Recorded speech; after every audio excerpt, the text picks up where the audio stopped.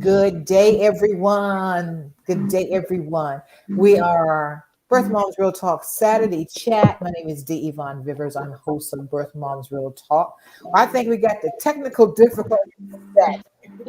We've got ladies from around the world who are on here today. Candace from Alaska. Haley, you are from Southern Utah. Southern Utah. Heck, we got Alaska, we got Utah, we have New York, and we got Florida. And I'm in Washington, D.C. Hey, what better blend can you have with this?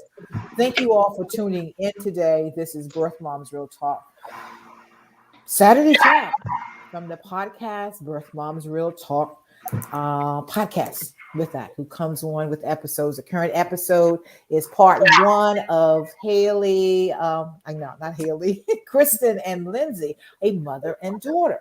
And part two will be airing next week. And that's another story because we got that second generation of being birth moms and another daughter. So suspense is killing you. Keep tuning in, listening in. We'll get that second part coming in.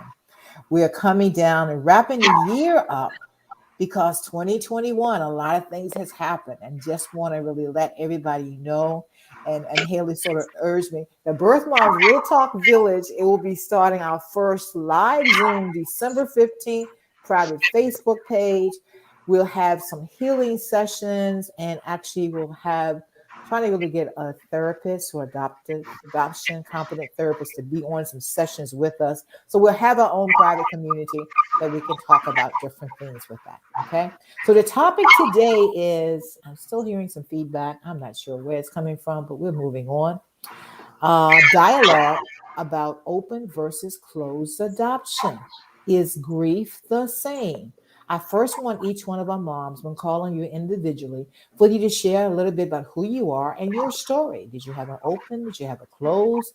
Where are you with it? Are you in reunion? Is it still open? And all of that. So we'll come to you first, Autumn. Why don't you share who you are, where you're coming in from, and a little bit about your story. Okay. My name's Autumn. I'm out of Florida in St. Pete, Florida. I'm 24 years old, and about 2 years ago, I placed my son for adoption. He's going to be 2 in December, and we have a pretty open adoption. Like, we have visits all the time, we see each other all the time, we text, so it's pretty open, and it's a good relationship. Good, good. Okay, Candace, why don't you come in? Share a little bit about you and your story. Okay, so I placed my son in 1990, so a long time ago, and it was technically then an open adoption, which only meant I would get letters and pictures once a year. But it turned to closed. They quit sending updates when he was about 8 years old. But we did reunite when he turned 18.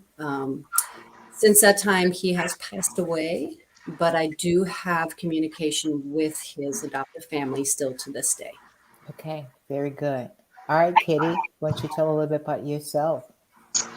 I placed my son 35 years ago, and it was a closed adoption. And just as a little PS, I was also placed as a closed adoption. Okay. But I have an adoption that's an open adoption now with the son that I adopted. So. Okay, so you've experienced both sides of that, yeah. So that's going to be part of the dialogue. And Haley, why don't you share a little bit about your story? So I placed 7.5 years ago, and it's been open since the beginning. But as she gets older, it's gotten a little bit more closed. I don't know if it's because her parents don't know how to handle it as she's questioning things or what, but I still do get to see her twice a year, and sometimes they'll send me like text updates and stuff, but yeah. Okay, good. And that's the situation I've been in many rooms and heard many moms, even before I really found my son after 45 years 3 years ago, and hearing the conversation of what's open. I've heard semi-open, what's closed. And it varies. So the question, and not just the question of, is the grief the same? We know there's grief. We know there's trauma. But let's just have a discussion about the scenario. I hear Autumn, 2 years for Autumn, 7 years for Haley, and being in an open adoption. And Kitty has an open adoption as an adoptive mom for her son that she adopted, as well as being a birth mom and an adoptee. Candace talked about Forest being closed and then it being opened up and finally meeting her son, and unfortunately to lose him. That's part of the grief too. And I don't call it secondary grief. I call, and maybe you can talk more on it, Candace, of grief again, the second time around with that. So you want to talk a little bit about that, how that experience itself, and I just can't imagine itself. So if you want to talk a little bit about that. Yeah, I think for me, because there was a lot of shame around the adoption to begin with. And even the fact that it was that I got updates when he was younger, it was still something I kept to myself. It was very private. I didn't share it with anyone. So when the adoption closed, I didn't share that with anyone either. When we reconnected, it allowed me the opportunity to really finally share with people that, that I had a son. And then to lose him again, what happened was it brought all of the shame and the grief from the adoption back and on top of the grief of his death. Right. And what I came to understand, or what I believe, I guess, deep down, while having gone through it, is the loss of losing him again, the second time, losing him through death, mirrored all of the grief and things that I felt when I placed him for adoption. Right. And I think that there's kind of a disconnect. People in the general population, do not understand that relinquishment, that loss, is a huge grief component. And it doesn't mean that it necessarily is this horrible, terrible thing. I mean, some people go through an adoption plan and they know what they're doing and they feel very good about it and very confident that this is what they need to do for their child. But it doesn't take away the fact that there's a whole bunch of grief still. Absolutely. And that we need to be able to hold both at the same time. We need to be able to hold what is beautiful in a relationship as well as what is very sad and very hard. Absolutely. And what you're saying, society, and we're talking about society or the shame or for whatever reason that people don't understand, even if they knew about it. Like you say, Candace, you didn't share, so people didn't know about it. But even if they knew about it, is it looking at and calling it grief? And for me, I always speak for myself. It's absolutely not. Okay, so you chose that, so you're okay with that, and thinking for is the fact that it's not comparable to losing and death. It is grief, and we have to acknowledge not only the grief but the trauma. There's trauma in it, and everything that we lose, whatever it may be. And I say smaller circumstances or whatever. We've been in trauma this past year and a half with the whole world perspective. And just putting it in that perspective, how are we dealing with the other things with that? And as I said, is that you got something in the very beginning, but grief the same. Haley, let's come to you. Let's hear about as you said, and I heard you say that it's getting somewhat close as your daughter grow. Do you have not that you have a reason for it, but just talk about how that is affecting you. I just noticed, like, when she was young, they would send me, birthday cards and, take me out to dinner or lunch or whatever. And they would post about me on Instagram and all of these things. And then probably 3 years ago or something like that, it just kind of switched. And, was it sudden? Was it sudden that you unexpected or what? Yeah, it was like I would get a hold of them to, schedule our visits, and it seemed like she was more reluctant to schedule something. And, I'd reach out on their birthdays and say, like, happy birthday, I'm thinking about you guys today, I hope you're having a great day or whatever. And I would never get a response, or not that I care, but like they stopped sending me cards on my birthday. They stopped, giving me she gave me like a few pieces of jewelry and things like that. And, she stopped giving me those kinds of things. And it's just gotten more difficult to process because it feels like they are pulling away. And unfortunately, in the state of Utah, if they decided that they wanted to just close it, they could, and I wouldn't get to have any say in that. So we're kind of tiptoeing around, doing everything that they want, not, trying to push, like I want to see my daughter, like when, I haven't heard back from you, like let's Now, get have you the said schedule. that? Have you said that in words? And what kind of response do you get? I've, somewhat, and she got very like defensive. So I was like, okay, well, that's all right. We'll, just deal with it later, I guess. But Right. yeah. Do you find this in the general on how you reach out to the adoptive parents if you're in any kind of open relationship? Do you find like you're walking on eggshells, that you're afraid to say or ask too much or more than what they're giving you, fearful that everything will be taken away? Yes. Yeah. How about And the it rest of wasn't you? like that Go in the ahead. beginning. Okay. So it's weird that it suddenly changed. Now back again, it's 7 years, right? So the first 2 years, 3 years, what Yeah, period the of time first it 2 was or 3 okay? years were great. They would send me pictures all the time. Okay. They would text me all the time.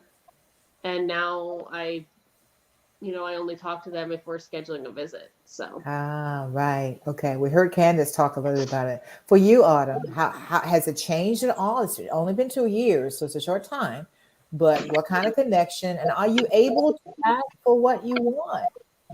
Yeah, so for me, with it being so quick of making the decision of adoption, the grief didn't hit me in the beginning, but once I realized, like, hey, this part of you is like not going to be around all the time, it hit me really hard for like 2 weeks straight. I did nothing but cry. And Hey, Autumn, I'm gonna stop. I want you to tell more of a story, because Autumn has a story about her child's birth that maybe be different than yeah, others may be. So share your story. She's gonna do yeah, a podcast. She's gonna do a so podcast, but you haven't heard her basically, story. I when I found out I was pregnant, later that day, I gave birth to him, and he was 41 weeks along. So I went to the hospital at like 6 a.m. and by 8:44 that night, he was born, like that same day. Close your mouth, Kitty. Close your mouth. Kitty's mouth is open. So the thought of even being able to parent within 24 hours was absolutely out of the question, just because I'm still in college. I'm still working for myself. I'm still trying to find my bearings and where I need to go and stuff like that, because I'm still young and whatnot. So I knew I had to do the adoption route. So I went with that. But like I said, the grief happened not almost immediately, but literally like the next day when I got discharged, because I got discharged and he got discharged the next day. So I wasn't going at the same time as him. So leaving the hospital, he was there still. So it like hit eventually. But I mean, I chose an amazing family. We're super open. We have visits for my birthday, my boyfriend's birthday, our son's birthday. We go to the beach all the time. They send me pictures all the time. So for right now, they have my son's best interest in knowing who we are. They also have another adopted child who's 4, and they're really open with her family as well. So I'm pretty positive it'll stay open. But I mean, you can never cross a line to a point where you think it's going to be one way, and then they feel like that boundary is way too crossed and just close it out of nowhere. Right. So right now you feel open open that you can say what you need. You have an open relationship and all of that. Now Yeah, with the absolutely. family. Okay. Now, Haley, let me ask you: does the family have any other children? No, they were Okay. they were unable to conceive on their own, and when I placed, they had been trying to adopt for 11 years. Okay. Okay. So when they finally got her, I think they were kind of just like, okay, well, we got our one. Right. Right. She Okay. has like cousins that live pretty close, and they spend a lot of time together, but they never were able to have another one. Okay. Kitty, why don't you share about your relationship on both sides? So you really have experienced close yourself, and you've got an open adoption with your son that you adopted. So share about the similarities or differences. Yeah, so I feel that I need to go back to the beginning with me as an adoptee, because although my adoption was closed as an adoptee, that I knew that was part of the narrative that my adoptive parents shared with me early on. So this was a familiar thing that, there could be adoption. My aunts and uncles had adopted within my mother's side of the family. So this was not something that had a hint of shame in my upbringing. It was Okay. an opportunity. Okay. And so as I was raised, and then when I found out that I was experiencing a pregnancy that was like, well, not as shocking as Autumn's, but I was able to do some processing. And Okay. actually, I had some therapy through Catholic Family Services at the time. And I do feel that with that processing and somebody asking those questions, I entered in, to the closed adoption. So I was able to choose from 3 different profiles what family might be the best fit for my son. And the first 2 years, I did receive a letter and 2 pictures. So Okay. there was a little bit of openness that I could cling to something. But based upon, trauma, that does really interesting things to you. And for me, I think my survival and to continue on in resilience was that I was to take this time capsule of having my son, package it neatly and tuck it away and continue on with life. So that was your purpose, or that what you felt you needed to do? That is what I did. Okay. I think that was like a survival tactic for Okay. me Okay. to continue on, to see what else there was for me going forward, and not to dwell on what was behind. And how has that moved or maybe changed? Or right now you've got an adoptive son that you're in an open relationship. Yes, that's been pretty. I'm not going to say easy, but it's easier for me to navigate it because Okay. I am the birth mom too. So I know what it feels like to play a game of, denying time with the birth mom because we have this going on. So I'm very sensitive to that because I hold that myself. So I've always been really wanting to have a relationship with my adoptive son's birth mom, and she doesn't want one, but I'm glad Okay. that he has a relationship with her. Okay. She doesn't want, what is she doesn't want? She doesn't want one with you? No, she Okay. doesn't. Okay. I'm scrolling. We got some comment. Last week we had adoptees, birth moms, and adoptive moms on. That was what the Saturday chat was. So go back and look at that video. But I got a message from an adoptive mom, and I want to read you part of it because it really, I think, solidifies some of the things that maybe we've talked about here and maybe in general society. That, let me see if I can find it. But okay. I've been listening to your podcast, to more of your podcasts, and have learned so much about birth mothers. But I've learned so much about myself. You all were the true sheroes because you carried your child the full term and you had to explain where and why and about your birth child. I don't know if I had gotten pregnant that I would have had placed for adoption.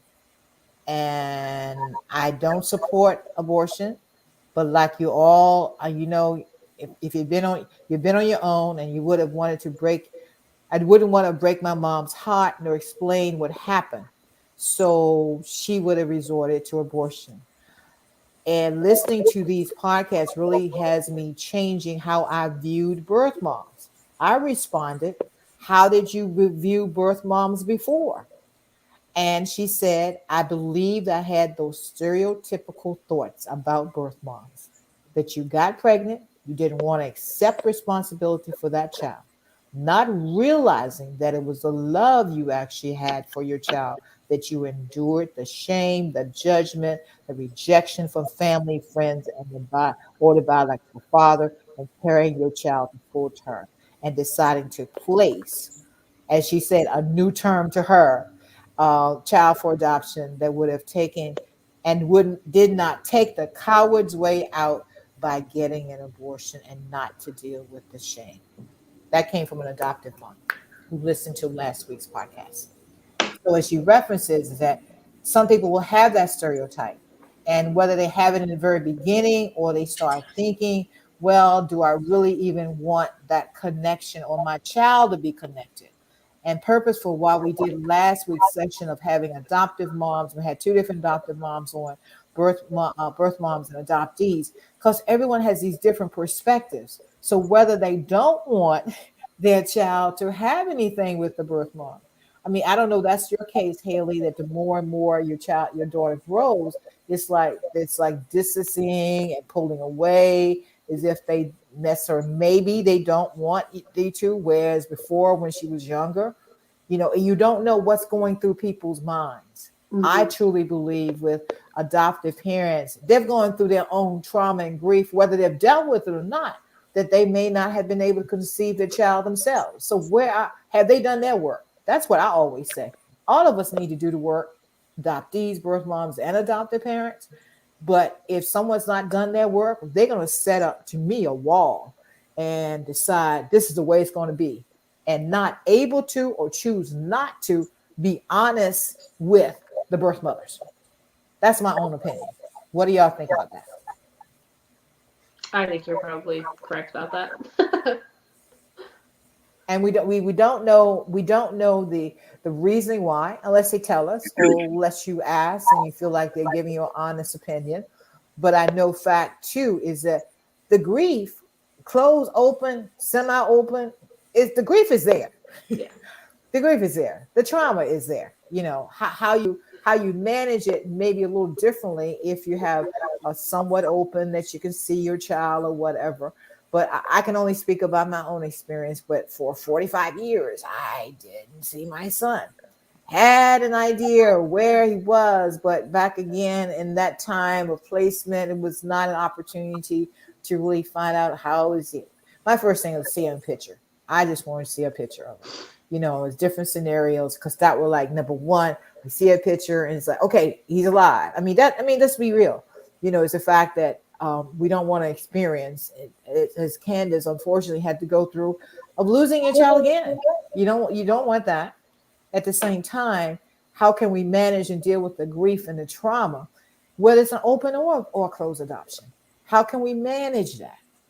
Holidays are coming up, and we'll want us to talk about holidays, how you deal with holidays, on whether it's something that you can see your child. Do you give gifts, or what kind of scenarios around the holidays, or just when you're planning a visit, Haley? Now, you said you're very open, Autumn. About how many times you can see your son and all of that. But what's helping you go through this process of the grief and the trauma? That's for any of you to answer that question. For me, it's not necessarily easier because his birthday is 2 days before Christmas. So they're right around the same time. My birthday, December 23rd. Yeah. So celebrating that, and it's hard, especially because it is so open, we get like videos and pictures and stuff like that. But then like every visit, he's like completing sentences or like running and dancing. And I'm like, these are milestones I wish I could see in person, but I see them every 6 months or something like that, or like 3 month gap. And I'm like, well, those don't ever get easier, especially with birthdays and stuff, because now he's at the age, like he's extremely smart. He knows sign language. He knows like he can complete sentences, and just being able to see that and know like you're missing those milestones. Like for his first steps, I saw it on a video rather than seeing it in person. So it just, I mean, gifts and stuff, yes, we can give gifts and Christmas and birthday and stuff like that, but it doesn't ever get easier because those are the type of things when you feel like you should be celebrating with your child, but obviously, like, and that's another thing too. I hate when people say that that as birth mothers, we gave up our kids. We didn't choose to give them up. We did what we had to do and we placed them. Like, Right. no one just wants to give up their child. Like, that's a literal piece of you that you want to hold on to, but a circumstance that you're in, you can't do that. Mhm. But there's things like I found like a bunch of support groups. I went to my first retreat and met you, Miss Yvonne, and it's just finding those support things and like support groups and stuff has helped. But I mean, like any birth mom can say, it doesn't get easier Right. whether you have an open or closed. I feel like sometimes having an open makes it harder because of the fact that you're seeing all this stuff happen and you can't be there for it. Let's hear from the rest of you. How are you progressing as holidays or just events, just as Autumn said, first steps or high school or playing football or whatever? My son recently sent me pictures of his son playing football. And I'm like, okay, that was like my picture 20 years later of hearing, seeing if it's while he was playing football, which I didn't get to see with that. Let's hear from the rest of you. Share about maybe moments you've left or missed and how it's affected you and how you're processing it. Well, if I may, I'm going to step back 1 second. I will answer that question, but I want to, I have really been trying to kind of reframe my thinking regarding openness and adoption in the sense that there's a difference between contact and being open. And I think that openness, I would really like to see a big push towards openness being about just being able to communicate about it, being able to talk about it without putting all of the other things that are attached to it, And I think that as a birth mom, when I can be open about my feelings and experiences and history and all of that, it benefits me. I think for adoptive parents, if they can be open about their grief, how they came into it, or whatever their complex emotions are, and then the same thing for adoptees. So the openness should be expanded to be connected to how we talk about it and how we're willing to talk about it. In terms of holidays, after my son died, I think Christmas was when I really got smacked in the head with the grief. And it was because it had been 6 months since he died and Christmas came around and I couldn't figure out really why I was feeling completely insane and crazy. And what I realized was I didn't have any memories. So I not only did I not have any memories, now I had no opportunity to make any. And so it was like an additional loss again, Absolutely. So I really struggle and I do, and I'm okay with that. I know that holidays are hard. My husband's like, can we put up the Christmas tree? I'm like, no. But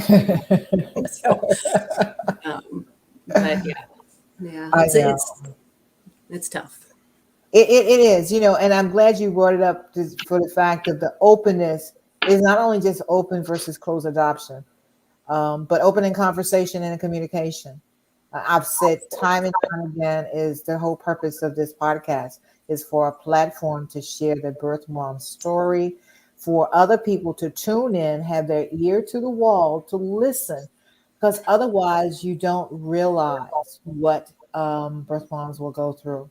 It's easy to say, oh, they just moved on, they get over it, they can have other children, whatever people may say.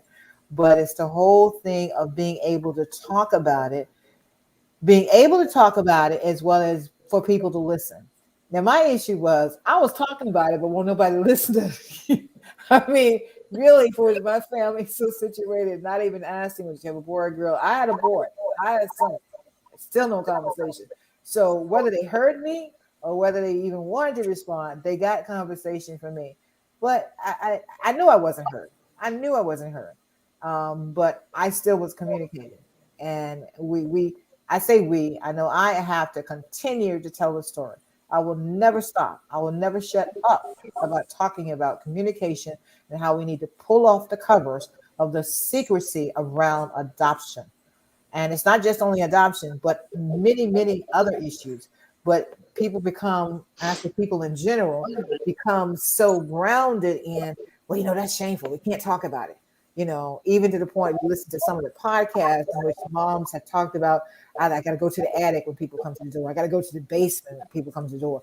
Or I've had some, and I think it's a podcast. I think it's Fran is the title. Fran is a person that they actually changed her name and sent her away. I mean, really, it is this. If you think about it, some of this stuff is crazy, but that's what was happening, and that's what has happened. And it calls for all of us in whatever way we can to process and deal with the stuff, grief and true trauma that we've been through and acknowledge it. Tears are going to come, that's why I don't worry about the tears. I may cry in a minute right now, but it's okay because that's where I'm at, and I say it allows or calls for us to give ourselves permission to be wherever we are, feel whatever feelings we can do. And with that, any other comments about that or anything else regarding that? I want to speak to what Candace said a little bit. Mm-hmm. I had probably 6 months ago, my mom actually made a comment to me that she didn't think that it was very fair of me to publicly share my grief because my daughter's mom could see it, and how that's not fair for her to have to see that. And I just looked at her and I was like, but why? Like, it's perfectly fine for me to feel the way that I feel. I mean, no offense to her mom. She's amazing. I am so grateful for her, but it's perfectly okay for me to feel grief and to feel sad. And I don't know, some of you, I know Candace knows, but I don't know if Kitty and Autumn know that I actually do have a son. I met my husband a few months after my daughter was born, and we have a son together. And sometimes, around the holidays or around birthdays or even just the small moments, like Autumn said, you got to see your son's first steps on a video. So like when I see my son, experiencing some firsts, it's amazing because I love, to see my son grow, but then it's also kind of a punch in the gut because I don't get those moments with my daughter. And I feel like that's been something that's really, really hard for me. And it's been very difficult for me to find somebody to talk to about it that, is in kind of the same boat with me, because a lot of women who do place, don't ever go on to have any other kids. So that's been really hard for me. And like around the holidays, usually around Christmas, my son gets to come, and my husband usually too, to come see him, and to like see those two together is so fun, and I love it, but her mom doesn't love it. The last time that they were together, they just were holding hands, like hugging, and just wanted to play with each other. And I, was just looking at him and smiling, and I look over at her mom, and she just had this look of almost panic, it seemed. Like, oh, no. Don't get too close. Don't get too close. We were going to take something away from her. And I'm like, well, no, we're just adding to. Yeah. We're just adding to. We're not taking anything away. I would never try to take any kind of aspect of your relationship with your daughter away. But I also want to have a relationship with my daughter. Absolutely. And I like the word you say. You don't want to pull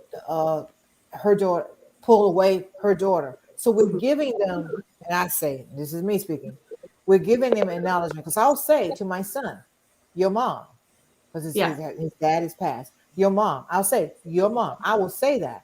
And he recognized and hears what I'm saying. And I think the first time I said it, it sort of shocked him. As if I was going to say, you my son. Because it's, and I go back to, this is my personal opinion, that I believe when you have the adopted family, mom, dad, or whomever, will be for his parent or afraid, and it hinders the child. If its child is at an age to recognize too, of when you say what be called it walking on eggshells, or don't expose that to adopted mom. My response is, well, what about me? It's like, what about me? I have a right. You do have a right to your feelings, Haley. And I don't think we need to tell you that, but I'll say it again. Yes, you have the right to all of those feelings. You don't have to apologize for that. And to me, I go back to societal way of treating it as if you can't say this. That's why the secrecy and the shame. When you start the whispering, well, you can't say this to this person, you can't say this to that person. It's reality. And only when you have the communication and conversation, as Candace said, to be completely open, you cannot really move forward if you have not done your work. And doing your work is acknowledging the fact of what it is. My son was raised by another family, but he's still my son. I'm not trying to come in after this 3 years I've met him, or when I met him, to say, okay, now leave them alone. Don't have any more dealings with them. Where essentially some adoptive parents, and yeah, I'm talking to you out there. Y'all send me notes. So what I want to hear from you. That's why we had to try it on. I want to know about what they're thinking, that you're not losing, you're gaining. I look at it, I bring a different perspective. He calls me Yvonne, and because he's an adult himself, he's 48 years old. So we can have an adult relationship. But I'll go back always in saying that birth bond, that can't change. It's not like it can't be eliminated that didn't give birth to him. And I'm so grateful that one comment he said to me, his birthday, he thanked me for bringing him into this world. I mean, because that's just a fact. That's just a fact. Just acknowledgement of that, you can sort of move forward. But a question too is our processing it, and how can we grow, and how can we, I know we can't change society overnight. I'm not crazy or whatever, but I think more conversations when people see, like the note from the adoptive mom, that she had a stereotype. I don't know whether she's aligned with or that child knows the birth family or not, but she acknowledged that she's changing by having a stereotype and believing. And now she knows it wasn't done because we didn't care. But until other people hear us as birth moms talk, they form their own opinions. Any other comments regarding that? So how do we manage holidays? What do you do during holidays? Holidays are tough for me. Let me just put it on the table. They're tough for me, separate aside from adoption, because I just got a funny family. Straight with it. If you know my story or whatever else and so forth. So it's years ago, it was, I say, the family gathering. Okay, grandmother's house or mom's house, whomever, somebody cooking, because Thanksgiving is Thursday, cooking of the turkey and whatever. And I've grown so much just through life. I like to say I broke out of dysfunction when I was 18 years old, when I went away to college. But a lot of the quote unquote family gatherings, it was still that we still didn't know each other as a family or care. It was just the fact of the ritual or the tradition. And the whole thing now of being, because I was married for like 10 years, so it's been years since I really had a husband or someone in my life, and then of connecting with my son, is acknowledging the grief. I would love to be able to be at a Thanksgiving dinner table with my son. That's not happening. Understand that. But for me to acknowledge it and say that's something I want, that's not something I'm giving up on. I don't have expectations of it, but I still have hope that one day that will happen. So how I deal with what's not happening is looking at the possibilities that it will and progressing on from Thanksgiving to Christmas, as Autumn son and I share the same birthday, December 23rd. So I was always cheated with that anyway, because it you're too close to Christmas or whatever. But the whole thing of being recognized as birthday separate and aside from the Christmas day and all of that. So it's just holidays is just been tough, just all around. And the toughness of it, or just acknowledgement of it, is that I do things for myself with my own self-care and making sure that I'm giving myself what I need. Whether I spend the day alone or not, that's not the issue. But it's like what I'm telling and reinforcing myself with that. Any other opinions about holidays and what you're going to do for the holidays? How are you going to deal with these holidays beginning Thursday for Thanksgiving, moving through the rest of the year? I'll go. I get to see my daughter every year around Christmas. Okay. And then this year, I actually found out that this girl that's, we were acquaintances. I found out that she is also a birth mom. Her daughter is about a year older than mine, and they have the same name, which is Wow. so wild to me. And I just found out like a week and a half ago. So we are actually going to get together. And I'm going to get her like a little Christmas gift. Okay. Just saying like, hey, thinking about you, here for you. It's nice to have somebody that's local to you that you can be like, hey, are you able to meet up sometime? I need to talk to somebody who gets what I'm going through. Yeah. So I'm absolutely. hoping, as long as we're in the same area, that we can make, kind of a holiday tradition together. That Yes. we are able to get together and talk about our daughters together, and just cry if we need to. That's it. That is it. Yeah. Because it is hard to be around family around the holidays when they, either don't care to talk about, our children, or, just kind of brush it under the rug. I had an experience when I was young. My uncle actually said something that was pretty rude to me. My cousin was in town when my daughter was born, so she got to meet her. She came to the hospital and got to meet her, and she asked, hey, how's she doing? Is she, I'd love to see a picture of her. So I, showed a picture of her. I was like, she's doing great. Thank you so much for asking. I really appreciate it. And her dad turns and he's like, who is this? And I was like, oh, my daughter, and he was like, you don't have a daughter. And I was like, weird, because I remember pushing a baby out of my vagina. So yes, I do. And then he got all offended and huffed away. And my cousin, she was probably 13 years old or something, like she was young, looks at me just kind of mortified and like, I'm so sorry that he said that. And I'm like, no, it's fine, like whatever. Well, if he didn't know before, he now knows, right? Well, he knew. Okay. Yeah, I know. But he's a very push it to the side kind of person. But okay. And there's a lot of members on that side of the family that are, like that. Most of the time, if I'm talking to, the couple people on that side of the family that care to know, how she's doing, they'll roll their eyes or, do little scoffs or whatever. And I'm like, okay, well, I'm just going to keep talking about it. That's I don't it. really give a damn if you get offended. So.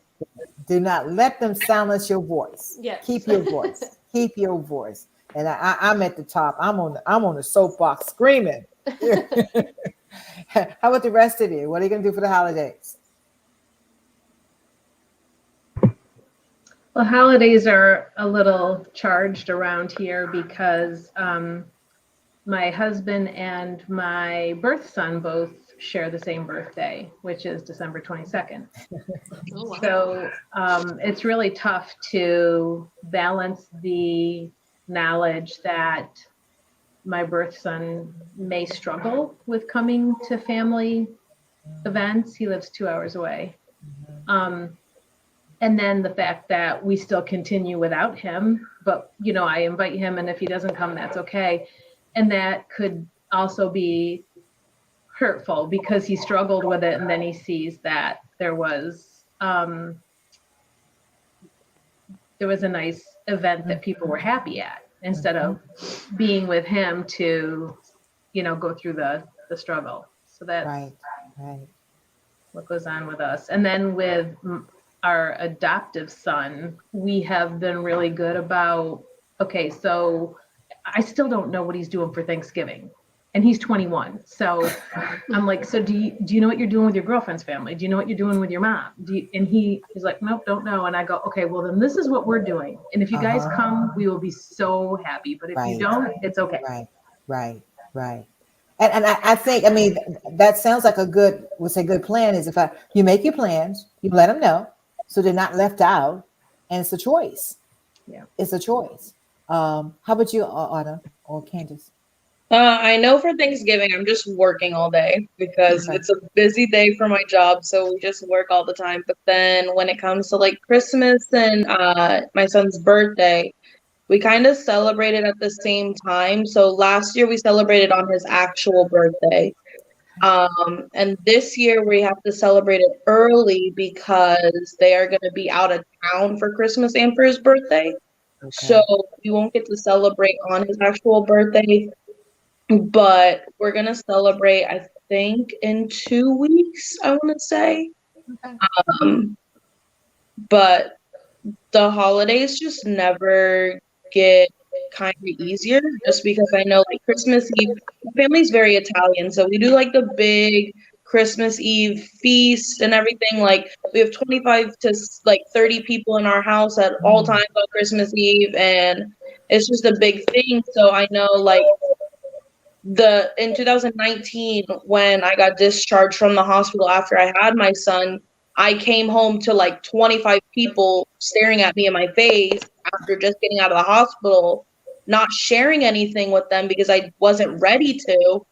And I just kind of like had to shove my emotions to the side to like, it was fine. I just had like a UTI that I had to get some medication for before my grandpa told my family. Wow. I looked into the hospital for a UTI, and the fact that when I came home that night, I had to push the fact and the sadness aside that I had just left my child at the hospital. And then I have all these people wondering how I'm doing. And I'm like, I'm great, but I'm really not, like, at all. Right. So Christmas Eve and Christmas, like, they kind of are iffy still for me right now, just because it is so new. And it's things and traditions that I want to pass down to him, but I don't want to cross a line because I don't want to embark on their family. I want him to pass down some of the traditions from us, but at the same time, I'm like, let me not cross a line because you never know what could happen in the future. Even though it is open right now, like I said earlier, they could close it at any time they wanted to. Wow. You know, I've heard, Haley, you said the thing. You've said also, Autumn, close it at any time. And that's a lot of fear that could be lifelong, that you're afraid to. And it's a process. And I understand fully, why or whatever of doing that. And how to process having your own tradition, whether it affects them or not, but to have your own tradition you do for yourself and your son, whether you're with them or not. I just speak about, I've just had situations that just during my childhood and growing up that it was family gatherings, but it still was not a lot of conversation. There was still a lot of dysfunction in there. Is that, it was always, Uncle Sam, he's always going to be half drunk. I mean, you grow up with those things there. But to me, it's like, okay, what can I put into place? And I typically will have even my own, whether I'm by myself or whatever, the non-traditional, I'm having seafood on Thanksgiving. No turkey, seafood. So because I have the choice of doing that. And that's part of maybe the independence I take with that too. How about you, Candace? What are you doing for the holidays?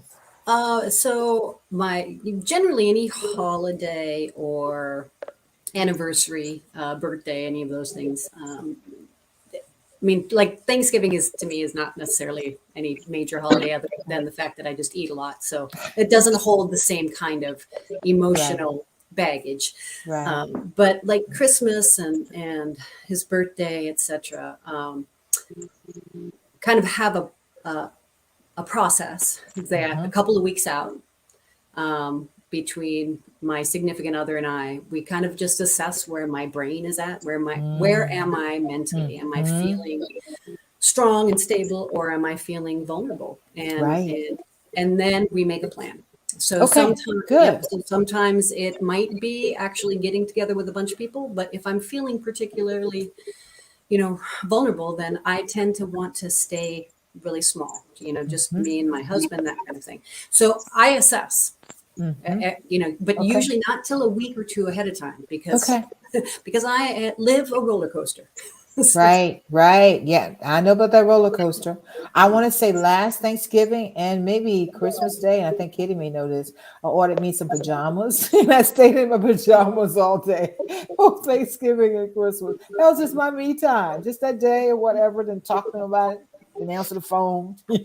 That was what. But I get you, Candace, because we do have access. We do. So the listeners are out there. If you're a birth mom and you want to share your story, go to our website, birthmomsrealtalk.com. Send us information and share your story, and we will talk to you about doing your podcast. Any other last thoughts before we close out?